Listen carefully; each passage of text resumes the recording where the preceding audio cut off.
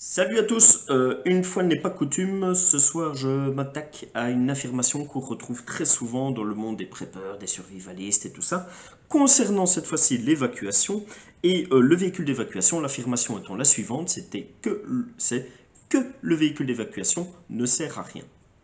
Alors évidemment, dans cette vidéo, je vais vous donner mon humble avis, argumenté, et je vais faire preuve de nuance, comme souvent.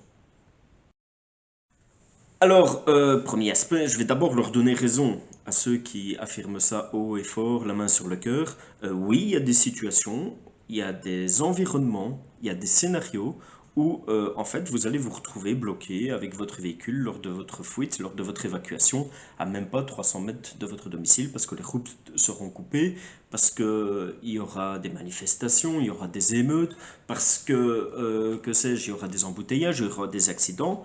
Ça, c'est vrai, ce genre de situation existe. Et bien souvent, les gens qui affirment ça pour pouvoir appuyer, pour pouvoir argumenter leurs propos, c'est ce qu'ils vont montrer, hein. C'est des vidéos, des photos. Ben, regardez, là, il y avait l'ouragan Katrina qui s'approchait. Regardez les gens qui évacuaient, ils sont tous bloqués dans leur véhicule. Donc, ça, c'est absolument vrai. Mais ce n'est pas suffisamment vrai pour en faire une généralité. Et pour ça, je vais vous donner mon exemple. Moi, j'habite dans un coin plutôt reculé, hein. La densité de population, elle n'est pas très importante par chez moi, hein. On pourrait, par exemple, imaginons un gros incendie de forêt qui menacerait le village, on pourrait partir tous ensemble, tous les gens qui habitent ce village ensemble. Jamais on va faire un bouchon. Et même si sur le trajet on a des difficultés, ici les gens ont des 4x4, ils ont des tracteurs, ils ont des tronçonneuses dans le coffre, les difficultés ne vont pas rester longtemps. Et donc, cette affirmation, ben, elle est d'abord problématique, elle est d'abord réelle, elle est d'abord vérifiable à partir du moment qu'on a une densité de population qui est très importante. À partir du moment qu'on s'adresse à des campagnards, avec une densité de population beaucoup plus réduite, c'est beaucoup moins vrai. Pour les gens qui habitent la campagne, je parle vraiment de la campagne, hein, pas comme certains youtubeurs qui vivent dans des villes de 20 000 personnes et qui pensent qu'ils sont à la campagne. Je parle vraiment d'une densité de population qui est faible. Je ne vais pas donner un chiffre, mais voilà, il faut que c'est quelque chose de raisonnable. Et à ce moment-là, tous ces problèmes d'émeutes, de routes bloquées, ça reste une possibilité.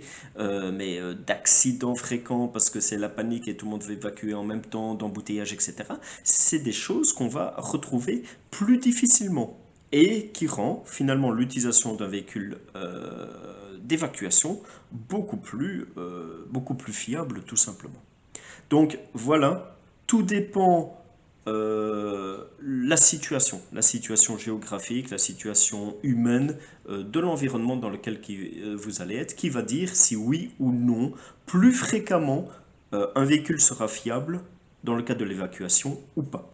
Ensuite, il y a d'autres arguments, hein, même pour celui qui habite une ville extrêmement dense, mais ça j'en ai déjà parlé sur la vidéo évacuée en ville, que je mets en lien quelque part en haut. Vous n'avez qu'à cliquer dessus, là vous allez découvrir qu'il est tout à fait possible d'évacuer la ville sans être confronté à tout ce qui est redouté, des émeutes, des embouteillages, etc.